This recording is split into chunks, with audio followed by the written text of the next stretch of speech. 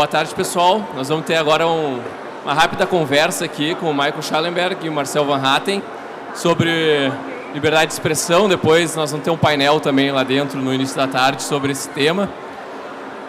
Vamos ter um painel aqui rápido, 30 minutos, para falar um pouco sobre o tweet do Michael na quarta-feira, quando chegou aqui no Brasil, e o Marcel também sobre esse assunto. Então, Michael, a palavra está contigo. Muito obrigado. Peço desculpas, eu vou falar em português, vai ser muito feio, mas... bom, é uma honra ficar aqui com vocês. Eu morei aqui faz 30 anos e nós publicamos os arquivos de Twitter Brasil faz 2 dias. E, bom, houve interesse em ler. E eu acho vocês importante entender que a repressão que vocês estão experimentando agora no Brasil contra a liberdade de expressão está acontecendo por todas as partes do mundo. Os governos estão trabalhando juntos para oprimir a expressão livre. E é uma coisa que deve dar medo, me dá medo, muito medo. Mas a situação no Brasil é pior, porque nos Estados Unidos, por exemplo, o esforço de fazer a censura era através dos ONGs. O governo deu dinheiro para os ONGs e os ONGs pediram que o Twitter e o Facebook façam a censura. Mas aqui, com esse juiz Alexandre de Moraes, é uma coisa muito diferente. Ele é muito mais como ditador. Ele demanda especificamente nos arquivos de Twitter, ele está ameaçando o advogado principal de Twitter. É uma coisa que eu nunca... I've never seen anything like that. Nunca vi nada assim. Era muito mais como ditador. Não era... ele não estava pedindo de uma forma simpática. Ele parece como tyrannical, like a tyrant, tirano. E a outra coisa é que eu sou crítico de Twitter pre-Elon Musk. Eles eram muito politicamente corretos, eles trabalharam com o FBI, com a CIA e o Departamento de Segurança da Pátria, Homeland Security. Mas aqui, nessa situação no Brasil, foi o Twitter que tinha mais resistência ao governo que as outras companhias de tecnologia. Existe dos arquivos que a gente tem que eles estão reclamando de Google e Facebook e Amazon.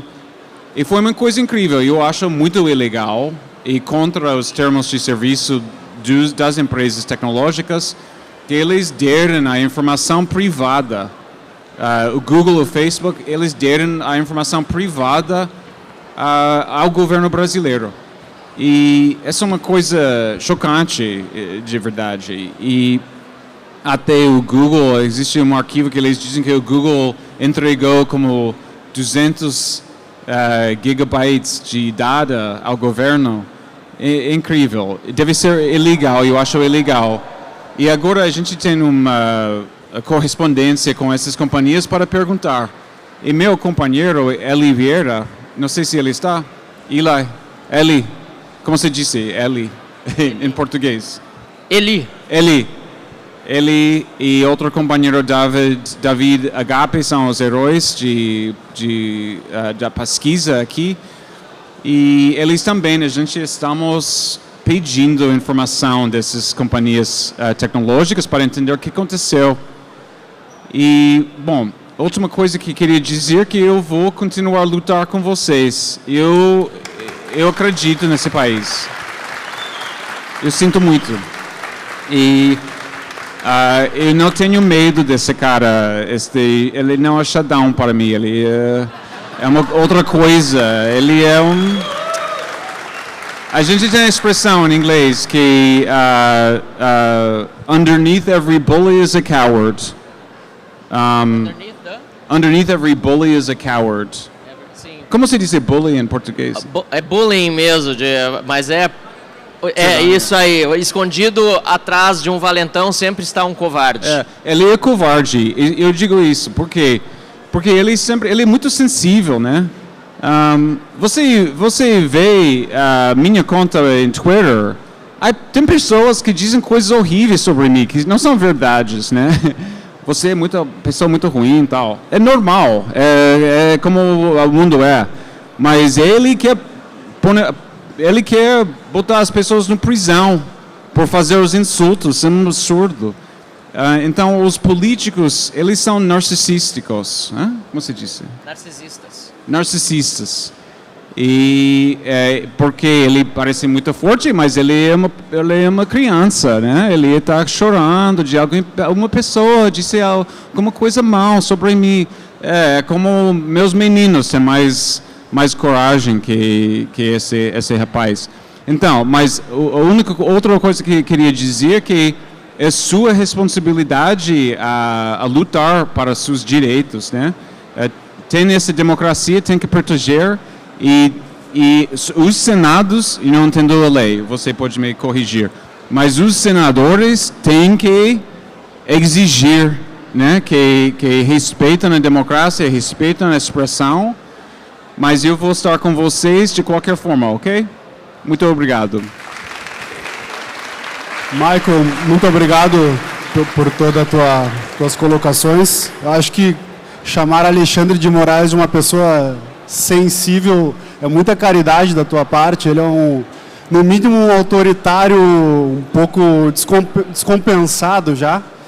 E a questão do Senado, eu acredito que envolva também processos que julgam os senadores são julgados pelo STF, processos que deveriam julgar o STF são julgados pelos senadores. Então nós temos um conflito de interesse muito perigoso, mas eu vou brevemente passar a palavra para o Marcel contribuir. Muito obrigado, Marcel, a palavra está contigo. Bom, primeiro boa tarde, pessoal. E fora Lula, isso aí, boa. Primeiramente, fora Lula, isso aí. E fora Alexandre de Moraes também, pô. Aí sim. Michael, eu quero te agradecer muito, porque o que você fez não foi um tweet, não. Você largou uma bomba aí na rede social e estava embarcando para o Brasil no mesmo momento. Então, coragem enorme de estar fazendo esse trabalho já às vésperas de chegar no Brasil. E eu quero também dar crédito a quem merece, como disse o Michael, teve 2 brasileiros trabalhando junto, o David Agape e o Eli Vieira Júnior, que está aqui. E eu queria que o Eli se permitisse sentar-se com a gente aqui, porque ele merece. Fica à vontade. Microfone para o Eli, por gentileza. E eu vou dar 2 motivos principais.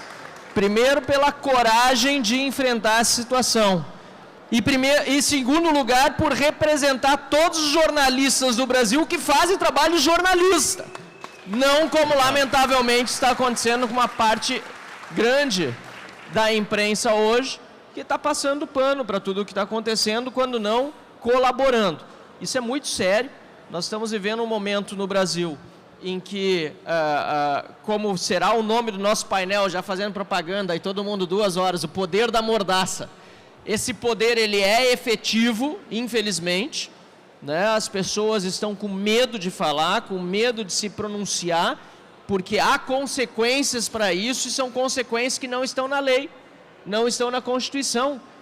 E é por isso que as pessoas têm medo, porque quando tem lei, quando tem Constituição, você sabe qual é o limite, você sabe até onde pode ir, ainda que seja um limite imoral, que é aquilo que Bastiat dizia, né? Quando há uma imoralidade, uma ilegalidade, há uma decisão a tomar entre uma e a outra, é complicado para o cidadão que quer ser justo saber o que vai fazer, se vai continuar praticando uma imoralidade porque é legal, ou vai cometer uma ilegalidade mesmo que considere ser moral. Mas quando não há nem referência, você está nas mãos de quem?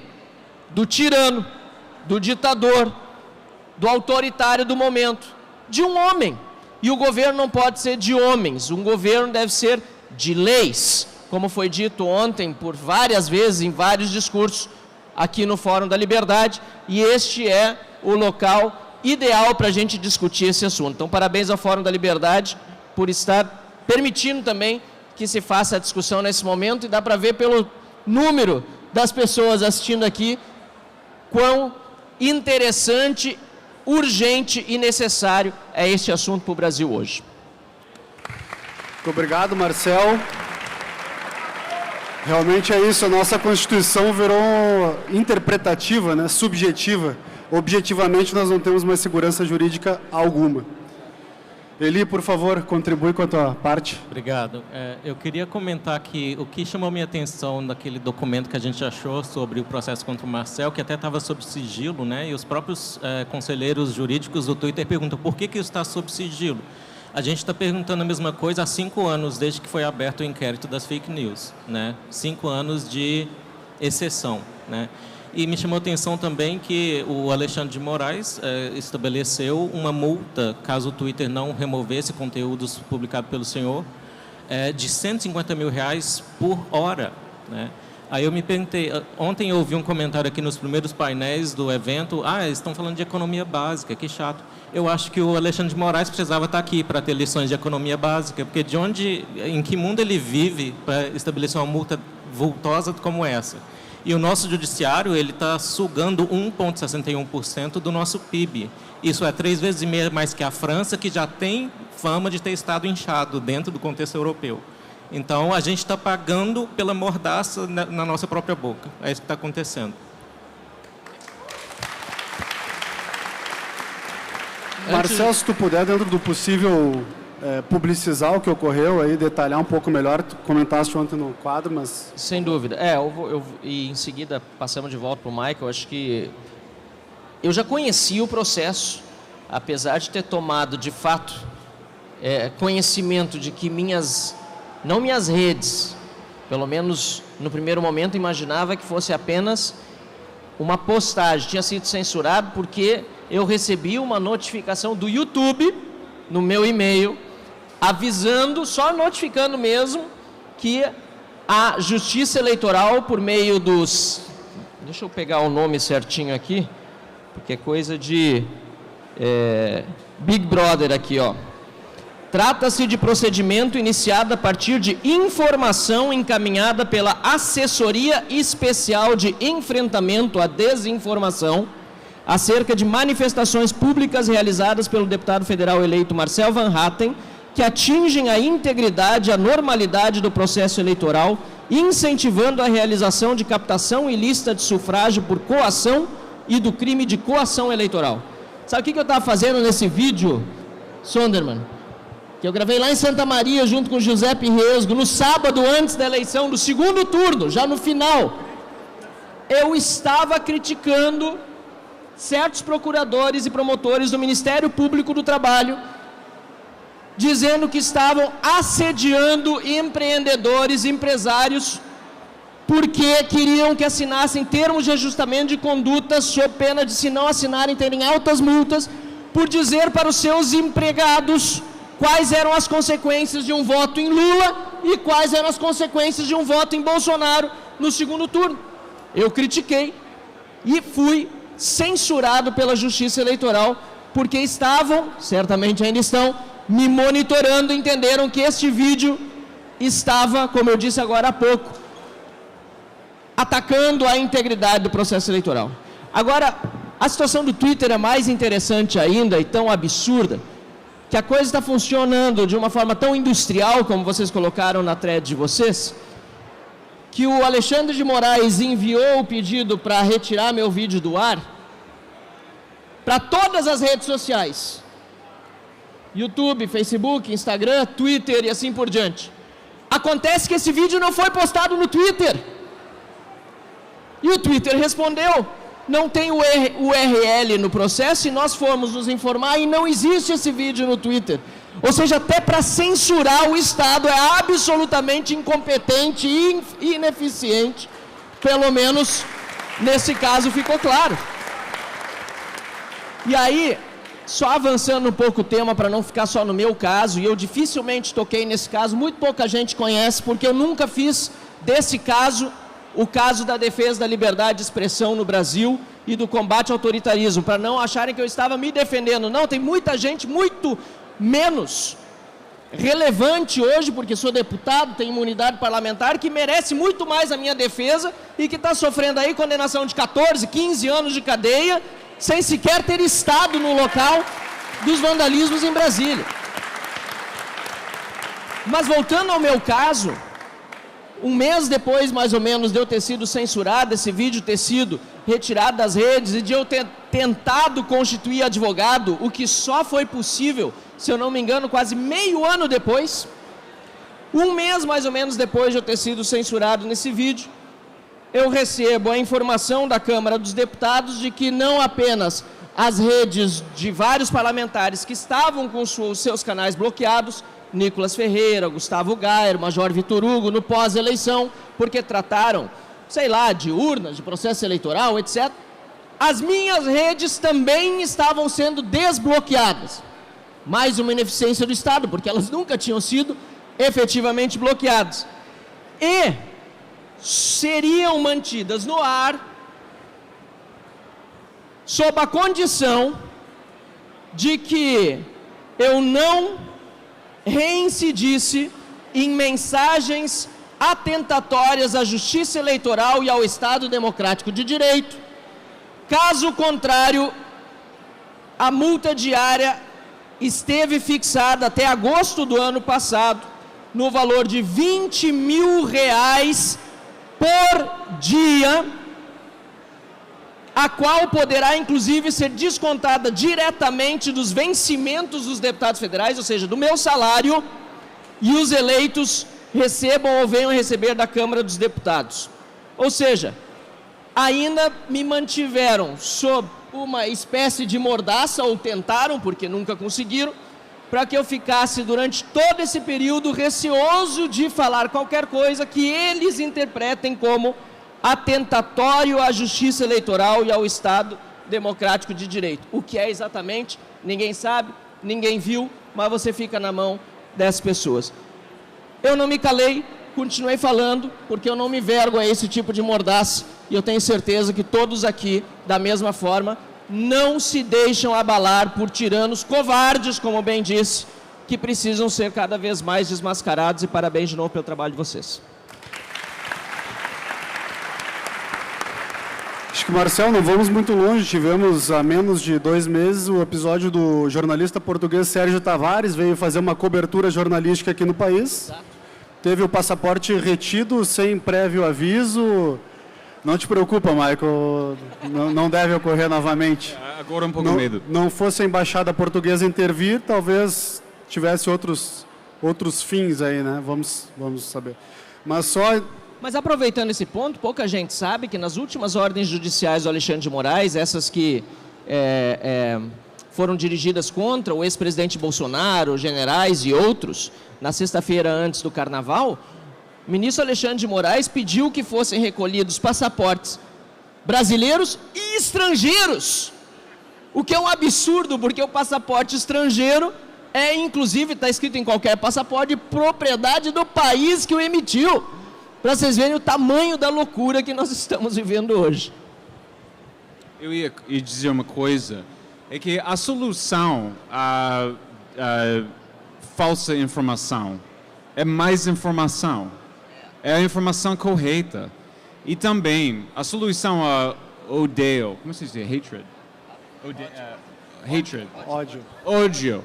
A solução, sim, a solução ao discurso de ódio é de falar, né? Existe uma pessoa nos Estados Unidos, uma pessoa negra, que ele convertiu muita gente de Ku Klux Klan. Você sabe o Ku Klux Klan, né? Como ele faz? Ele faz de conversar, que a pessoa racista vê que ele é ser humano, né? Essa é a maneira, é com conversa, é com discurso. Também, a informação errada, você tem que corrigir, tem que ter debate.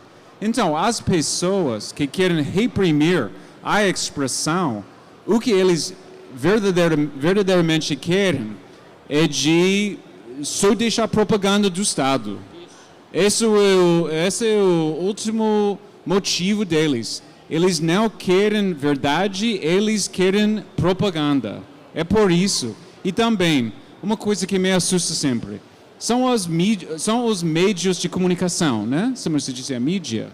É a mídia que estão exigindo a censura. E são eles, é o Globo, é o Folha de São Paulo. Eles querem reprimir a expressão livre. É uma coisa impressionante. Eles devem ser ao lado de expressão livre, mas eles estão exigindo censura. Então, eu acho que essa é a coisa mais importante a explicar. É que não somente querem censura, eles querem fazer propaganda e querem monopólio a dominar o discurso. E isso se você perde a expressão livre, não tem mais democracia, não tem mais civilização. Toda a civilização depende da expressão livre. Não pode fazer nada se não pode se expressar. E essa é uma coisa, a gente precisa de um movimento de verdade, a gente precisa de um movimento do povo. Eu vejo aqui, tem muita gente, vocês não precisam estar aqui, mas vocês querem fazer essa luta juntos. E eu espero que esse é o Fórum da Liberdade. Vamos fazer uma coletiva, não sei, vamos fazer um movimento. A gente pode ajudar, a gente vai reunir em Londres. Ele vem a Londres em junho, mas eu posso voltar, se eles me deixam. E vamos a continuar. Esse é o início, não é o fim. Perfeito, Michael. Bom, reforçar o convite, pessoal. Acessem o trabalho realizado em conjunto pelo Michael Schellenberger, Eli Vieira e David Agape. Procurem por Twitter Files no próprio X. Não sei se outras mídias também foi feita a divulgação. Twitter Files, nós não podemos normalizar esse tipo de comportamento. Até estava conversando antes. Puxa, mas foi um executivo de uma Big Tech que foi processada pelo governo porque ele não quis entregar informações. Pessoal, se ele entregasse informações, de uma gravidade, é que a gente acaba normalizando uma coisa porque acaba entrando no nosso dia a dia, chega uma informação, ok, ocorreu. Nós não podemos normalizar esse tipo de ocorrência, né? Não só se ele entregasse, é importante mencionar que, de acordo com o que diz o Twitter Files sobre o Brasil, Google e Meta entregaram. Sim, sem ordem judicial. Então, o que aconteceu foi que quando o Rafael Batista, que era um dos conselheiros sêniores do Twitter, ele se recusou a dar certos dados, um promotor do Ministério Público de São Paulo indiciou ele criminalmente. E nessas tratativas, um argumento do promotor era que, mas o Uber, WhatsApp, Instagram, Facebook entregam sem ordem judicial. Por que o Twitter também não pode ser assim, né? Então, normalizando uma prática que vai contra o Marco Civil. O Marco Civil surgiu num momento muito importante, foi em 2014, eu acredito, e aquele era um momento em que eu acho que a sanha de censura, especialmente na esquerda, não estava tão inflamada quanto agora, e contaminando o judiciário, pelo visto. E sobre o Alexandre de Moraes, uma coisa que eu estava pensando enquanto vocês falavam, o que ele revela sobre quem ele é nessas decisões, é que as decisões lá do inquérito das fake news, por exemplo, visando o Monark, né, o podcaster, às vezes parece o blog dele, ele escreve em caixa alta, né, quando ele está exaltado, é o blog do Alexandre de Moraes. E uma coisa que ele fez 2 vezes nessas decisões foi comparar a si mesmo ao Winston Churchill. Né? E ele fala, quem é contra a minha censura é como os pacificadores, como o Chamberlain, que estava pacificando Hitler. Então, assim, na minha opinião, isso é também, além das características aqui do caráter que foram aventadas, especuladas, para mim parece uma grande soberba também. Isso vai de volta para o básico. Vai de volta para o básico. O cidadão, salvo exceções, jamais pode ser monitorado pelo Estado. É o Estado que deve ser monitorado pelo cidadão. É o básico. Sem dúvida, eles querem manter o monopólio da verdade. Quanto menos pessoas, menos mídias divulgando livremente, a narrativa deles acaba prevalecendo. Bom, Michael, para nós não tomarmos mais seu tempo aqui, agradecendo novamente, os próximos passos após a divulgação, o que vocês esperam que ocorra?